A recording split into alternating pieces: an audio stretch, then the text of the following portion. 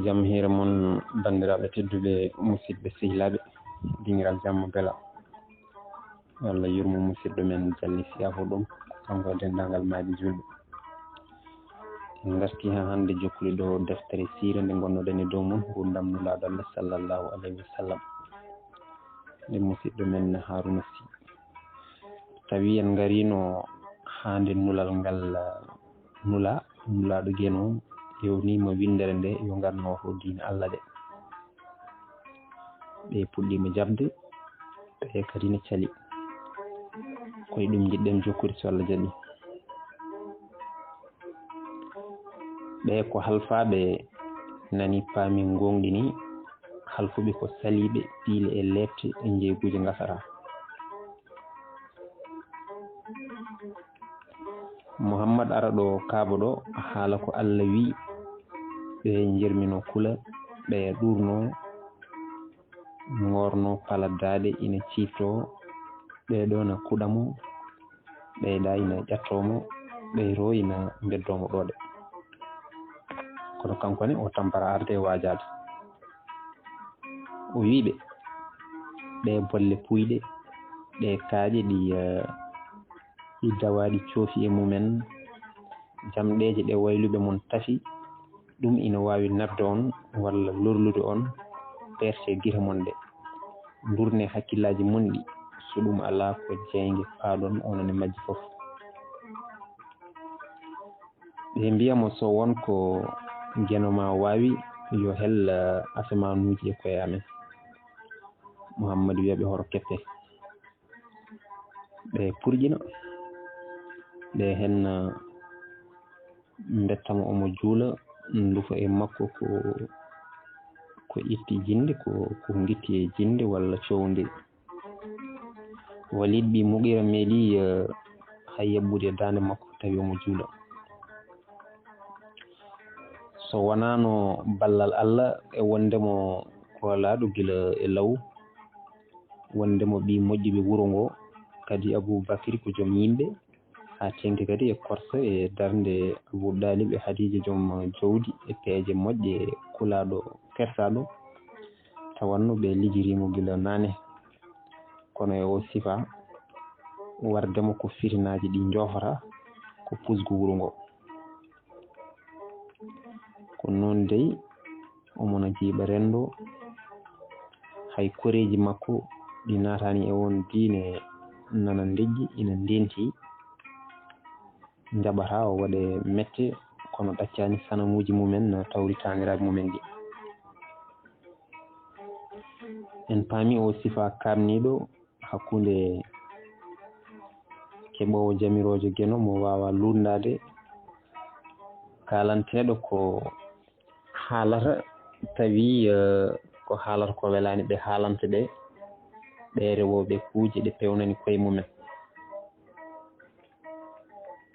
nananomo ɗon wonde hinde hanifen pewnino sanam tawi ɓe ndendini ko condi tamoroje e kosam ɓe mahimo eɓe ndewamo nden heege ari tan ɓe mbatti teldude e makko foof hele hen seesa ƴakka dina hen ndiyam tan ha sanam o joofi ɗum foof andinani rewoɓe kaaje ɓe famde sanam condi emo wona condi foof ko gotum te ala ko haaɗi so ɗi gonno tamoroje walla mburu tan ɗi majjata koye deedi heyɗuɓe saaha goto Mouhammad yo jaam e kisal gone makko ngabbito dow hayre Safa to tawi haɗo koye ɓadiɓe tan nulal ngal yettino nde o dari dow o tiimi e wuuro ngo o ewni e ɓiɓɓe Hasim ɓiɓɓe Umayya ɓiɓɓe Abdou Manaf hinde Maksumen hinde Adiyen omo limta cuuɗi Ɓuraysiji makkanaɓe ɓe omo wiyaɓe doge ngare yimɓe ɗiggiri tindi e makko o wiɓe somi wi on bonɓe ngari nana caggal nde hayre ina jogori yande mon mbara on daha ɓiɓɓe mon ma on jaab ɓe mbi kamɓe fof eyyi sabu a meeɗani fenande min. O wiɓe e gonga komi nulaɗo gueno faade e windere nde ndewe gueno goto bajjo o tan. Yimɓe ɓe ndeƴƴi ɓe ina ndeƴƴiri andude ko gongirante kono ko ɓuraɓe doole e wuuro he sabu so kalfa hen tawa ko ligginteɓe walla tawa ko hinde walla suudu somiɓe e nder suudu wondu hewndu samolinde. ɓe ina ndeƴƴiri ronkude susde yeddude sanomuji tawraɗi taniraɓe ɗi. won hen kam padde tan ko keewal ɗo ngal heedi fof ko toon keedi. ko Abou Lahab mawnum bam makko Abdoullahi fusi deƴƴere nde. o wi nulaɗo mo jammi kisal ngoni e mum o mi huuɗima ko ɗe gueɗe puyɗe bonnirta ɗoyle yimɓe ɓe. waddu ngo taƴi ɓe cuusano fappidde ɓe cuusi moni fof dulñotiri banggue mum ina duhiya. tawi o Abou Lahab debbo mum hono Ummu Jamil addanno ko kooce ina samma e damal galle nulaɗo Allah. nden Abou Lahab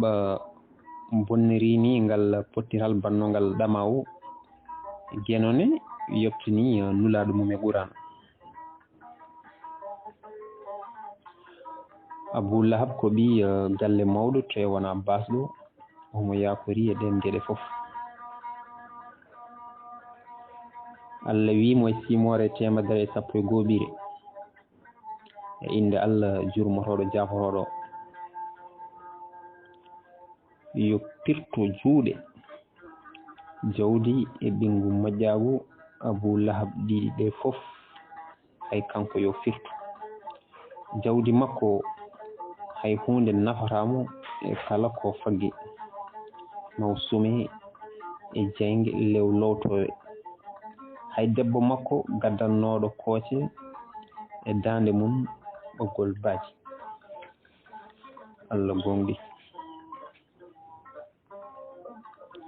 nden haala ka yani simore nde watti dursirede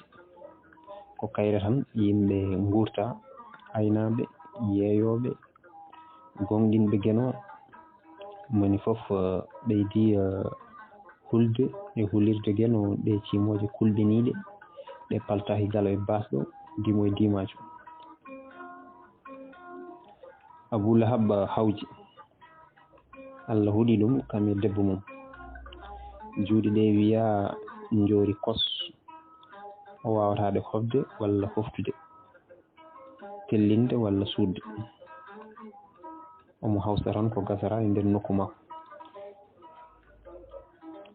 debbo makko hanɗi kini hono Ummul Jamil hocci bolon fayi to kaɓoro gam tawde toon Mouhammad o fusa hoore mum. hocci ɓolon eyyi o fayi to kaɓoro gam tawde toon Mouhammad o fusa hoore mum. nde o faandi o soyni Mouhammad e Aboubacry ina juula omo mofi ɓoldu ndu. nde o yetti o natti yiide Mouhammad o rutti seeɗa o yeeƴi o yiimo kadi o arti. nden o yettima kadi o wumi meles kadi so wona Aboubacry o yiyata. hayso omo yiya Aboubacry o yiiɗi warde ko Mouhammad. o faami ko Allah Mouhammad mo jame kisal ngoni e mum o womnatamo o hoddi e ɓoldu makko. hefereɓe ɓe gaddi hen simore walla hunde e simore ɗo kaabu ɗo ɓe ɗakki ɗon beele yimiyankoɓe mabɓe ɓe ina ñiŋa ɗum e miijoji mabɓe nulaɗo koko windante ɗum jamma ina janga walla koko fefinto ɗum. ɓe noddi goto e yimiyankoɓe ɓe tawi on ko gandaɗo ina wiye labid nde o jangi ɗum o wi tawi ko gonga haalete min o daɗimi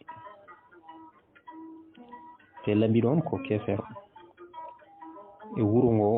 ɓurɓe aldude ɓe koye suudu maksumen tawi worɓe ɗiɗo e sandulinɓe ɓe koye ɓen jeeya hono Walid ɓi Mughira e Abu Jahli ko ɓeɗo ɓuri haljinde Muhammad yanti hen ko ɓeɗo yimɓe hono Umar ɓi Hisam Utba ɓi Rabia Sayba ɓi Rabia Walid ɓi Utba e Umayya ɓi Al-Kilaf ɓeɗo dey goni ɓurɓe tampindemo kono kadi adi feññinde diine ɗe caggal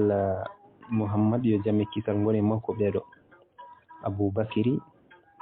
Ammar ɓi Yaser Sumayya Suhayd Bilal ɓi Rabah e Migdad Muhammad yo jamme kisal goni mum ina jokki wiide Allah wi Abu Jahli wi wondiɓe mum añɓe ɓe mi wondi hande so Muhammad ariɗo kaɓoɗo julde mami moññat hoore makko nde so koreji makko ko koreji makko jiiɗi foof yo mbaɗam kono ma en ceetu e o bonnowo diine taniraɓe men Muhammadou ari woni e julde ɗon tan Abu Jahli moyti hocci kaƴal mawgal ina rubana Muhammad nden o ƴeerima tan o haaci no doole makko potirno o weddi hayre nde o dogi o arti omo lerti guite ɗe omo gida ɓe namdimo ko woni o wi ɓe jimi ko ngeloba molanaɓe moole ene serñini ñiiƴeje ebo lerti guiteje somi ɓurino ɓadade seeɗa tan mba ñamaɗam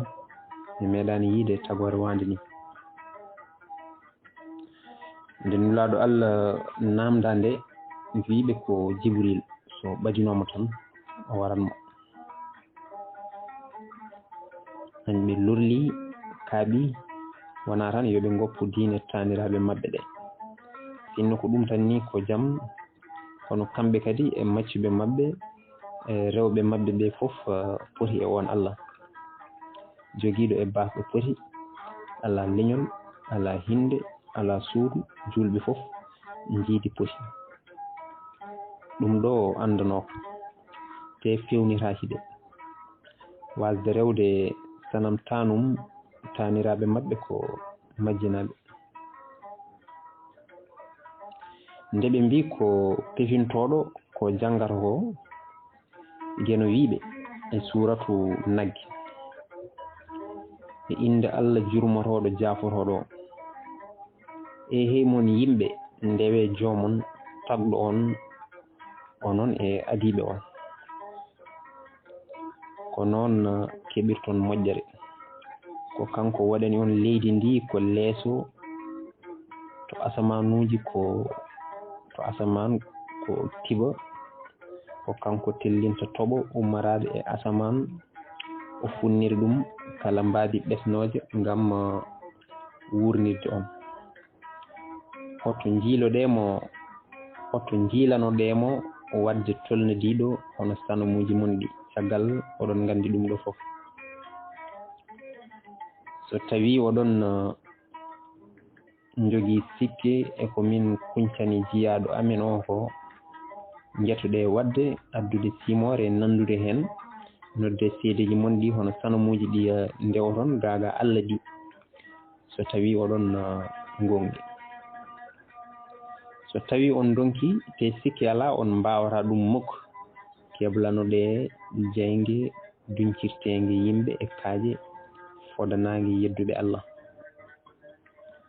Allah gonɗi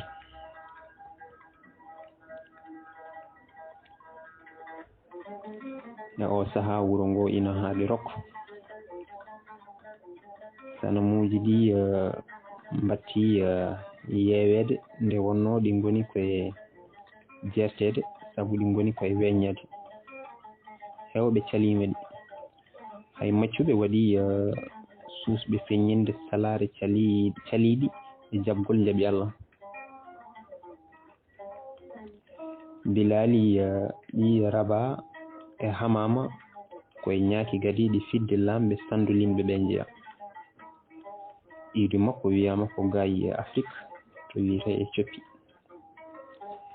ina gasa taw omo anduno geno goto o tagɗo windere nde o hono no Zeydi ɗi Haris Oya hayso tawi ɗum windanoko holi bindowo hay goto ndenne dey Afrique naaɓe ha tengti emo banggal funnague e funnague rewo o geno ina anda sabu mabɓe ɓoydude e nulaɓe geno tawi hewɓe ɓen jillima kemeddi ndi hono Misira tawi ni ko ɓoyani han Abraha ummiɗo Yemen tawi ko Afrique naaɓe Isayankoɓe laamiron arino tubnude Makka tawi haalaka Moussa en e Youssouf en yo jaam e kisal ngoni e mabɓe tawi ko wattindiɓe ɓe nden noon ina gasa mo iwdi mum woni e leydi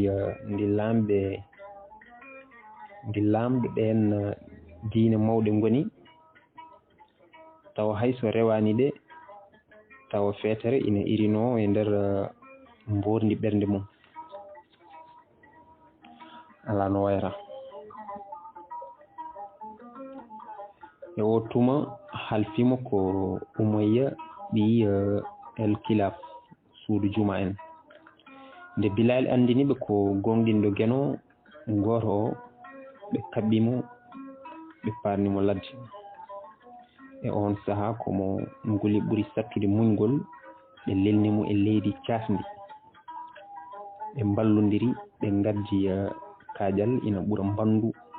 ɓe pawi ɗum e dow makko omo otta omo wiya geno ko goto bajjo ɓe piimo ɓe mbi yo wulɓe kaɓɓiramo o sali ha yori kos omo jaggi tan e Allah ko goto bajjo gando wuro ngo e diine Isa hono waraga ɓi Nawfal tawiɓe ɗon e yoɓe goppu o neɗɗo ɓe cali o wiɓe kala nde Bilali maayi e ɗe lebte ene wiya geno ko goto ɗo ubba foof ma ɗon juulirde Aboubacry habra ɗum ari wiɓe woyɓi Kilaf mate a hulani ñawoje geno towɗo o e ɗe gueɗe bonɗe ɗe mbaɗata o jiyaɗo mum Umayya wimo ko an homtimo yo rew geno mon o ko an foti fabademo wiyama Aboubacry sotumo ɗon tawi ko kalis wiyama o totti Umayya ko maccuɗo goɗɗo kefeero o hettiri e Bilali o rokki ɗum Muhammad no ɗum woniri foof ko Aboubacry rimdinimo o rokkimo nulaɗo Allah yo jamme kisal ngoni makko wiyama o rimɗiniri noon no jeegomo waɗɗe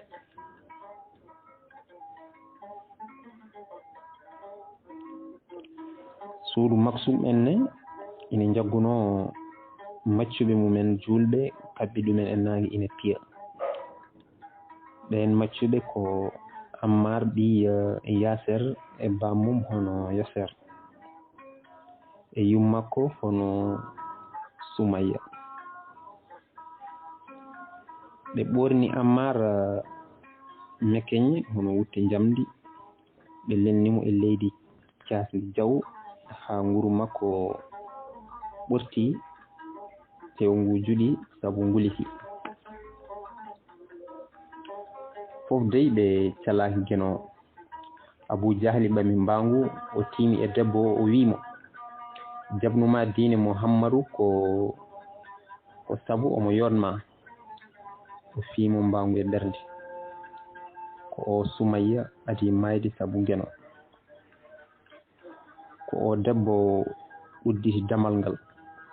ko debbo adi jabde diine ɗe, ko debbo kadi adi mayde hen.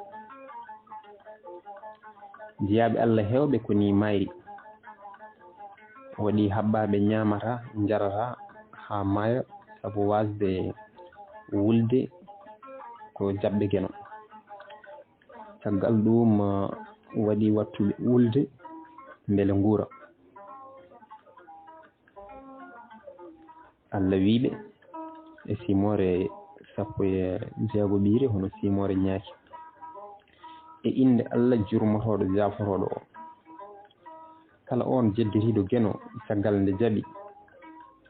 so wona on bawnaɗo tawi ɓernde mum ina heddori e jabgol, kono kala welaɓe uddidde ɓerɗe mumen e kefaragal, ɓe ndeyi ina gondi e tikkere gueno e lefte kulɓiniɗe. Allah gonɗi.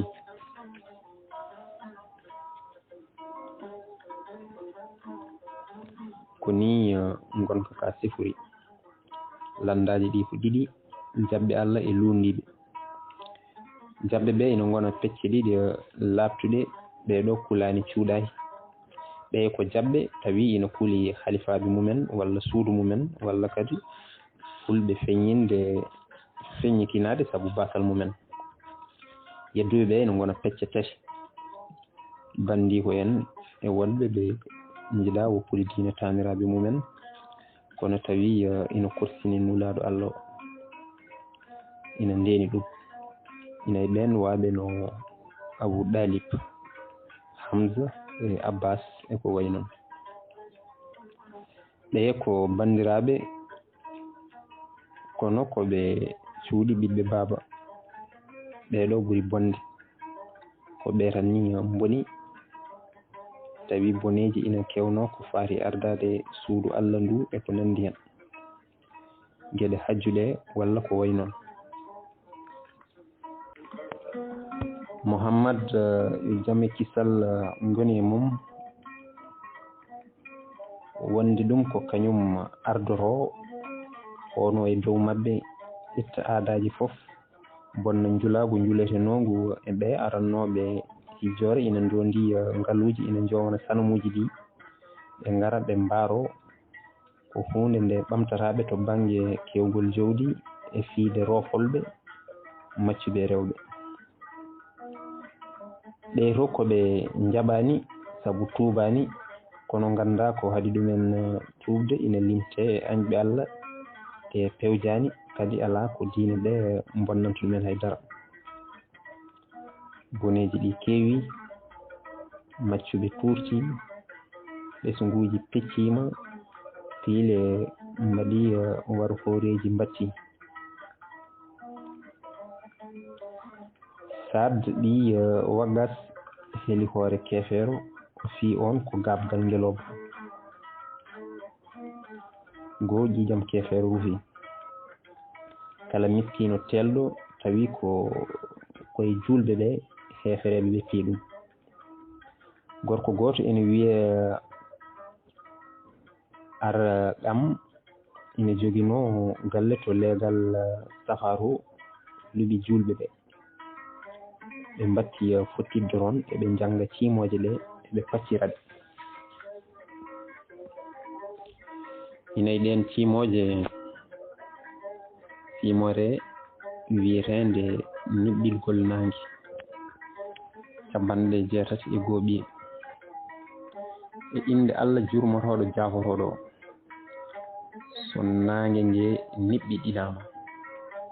ha koode ɗe ñifama, ha kaaje ɗe goni e yaade, ha gueloɗi jonduɗi jeebama, ha kulle ñangude ɗe ndentinama, ha maaje ɗe kuɓɓama, ha pittali ɗi lemdama. So cukalel dewel gubbanogel ina wuuri lamdama, wali gofel ngel wardono. ha so kayitaji ɗi cowtama, ha ndogo ngu ɓoltama, ha jeyge nge ɓamtama, ha aljanna o ɓattinama fittandu fof ma andu ko golli Allah gonɗi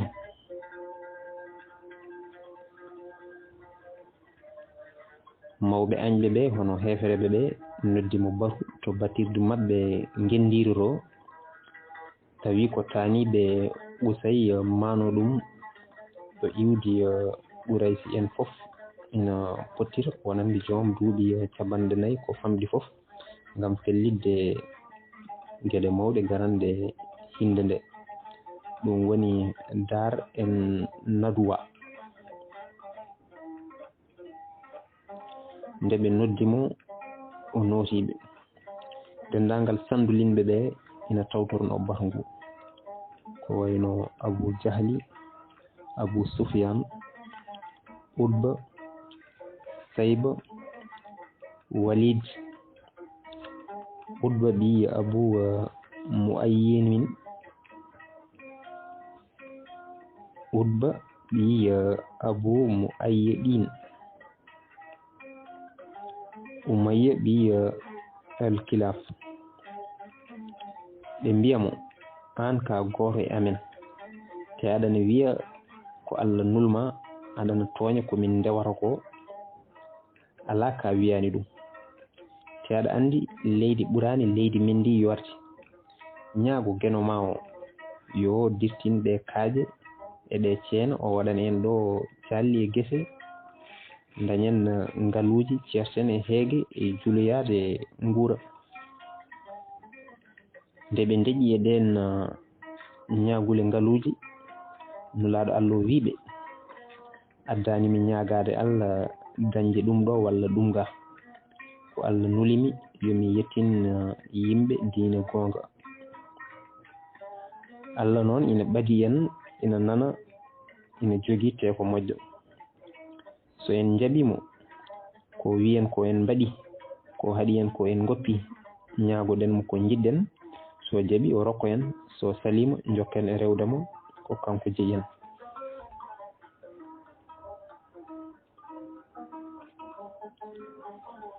nulaaɗo o jangi ɗon timoje jaaduɗe bato ngu eɓe mbi cel ɓe jermini ɓe jungini ɓeɗa tikti ɓeega ɗurni ɓi goggo makko ina wonno ɗon wimo an so wona a yaha ha dow asaman aɗa ngabbi e ngabbirgal gartida e maleyka setto ka nulaɗo mi jaɓata hay ndenni mi sikkani so mami jaɓe gueɗe ɗe ina ɓeydi yaha sattirde julɓe ɓe heferɓe lagnidade dow hay goto e mumen hoto heɗoto ko julɓe ɓe janggata ko saabu eɗum hulɓina kono cili ɗiɗi Abu Sufyan e Abu Jahli ina tawtodira toon ina ngara ñukkidade beele manan kesum telli ɗum yo taw ɓe kulani kamɓene haade cimoje kaaloje ɓe no Abu Lahab ni tellade eɓe kuuɗe hen ala ko haɗi walla ko beele eɓe ngado nande koɓe caktino e añɓe ɓeya ina gasa kadi ko Allah andi nulaɗo Allah nulaɓe Allah hewɓe dalliniri ko kawniɗe o wayno sawru Moussa sellingol Isa danki Souleymani firtugol koyɗi Yusuf e ko wayno ngeloba Salihu yo jamme kisal wone mabɓe kamɓe fof hawnide julɓe islam ɓe ko ɓurana kala ko ɓe ñohi o nantina kala ko ɓe lamda labtina kala ko wirnino wirniti kala ko tunwuno labbini tawi noon ɗum fof ɓe nanata ɗum koye ummarade e ɗemgal komiɗo e bindol mo janggani tagoje Allah mbaɗo no leydi e asamanuji yimɓe jinneji gila e fuɗo fuɗo hay hunde alano hande jogori hubde ha majje melew no meeɗaani wodde. ɗum fof ina juurto ina naata e noppi jannguɓe annduɓe ɓe meeɗaani ɗum nande.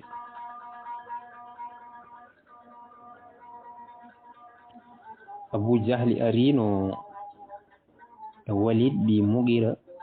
on ko conciyanke ngana tawi kadi ko caliiɗo diine keso o haa fali. O wiimo holi ko ngannduɗaa e ko Muhammad janngata ko. Walid ɓi Mughira jaabi Abou Jahli o wiimo mi wondiri sanumuuji men ɗi mbiɗa anndi hay huunde ɗum nandaani e ngarɗugol ko ɗum huunde ƴellitiinde nde heɓoraa ko sabu toowde. Abou Jahli wi Muhammad so on nattaani yennude sanumuuji amin ɗi o ngoppaani yennude Allahji amin ɗi min janna Allah mooɗon o. Allah tellini ɓuraana rentini ɗum Muhammad e julɓe ɓe sabu ko ɓe pondata ko fotaani te ɓe ko majjuɓe. ɗum noon banndiraaɓe tedduɓe musidɓe sehilaaɓe ɗo karten haa ñande wonde so Allah jaɓi walla haa sahaaji goɗɗi tawi wonno ko deftere wiyeteende ngurdam nulaaɗo Allah sallallahu alayhi wa sallam winduno nden deftere ko musidɗo men Harouna Sy gorko mo ɓito tawi taranannoon ɗum ko musidɗo mon Hamidou Ndiaye mo Workojere. ɗum noon Allah jaaraama on jaaraama.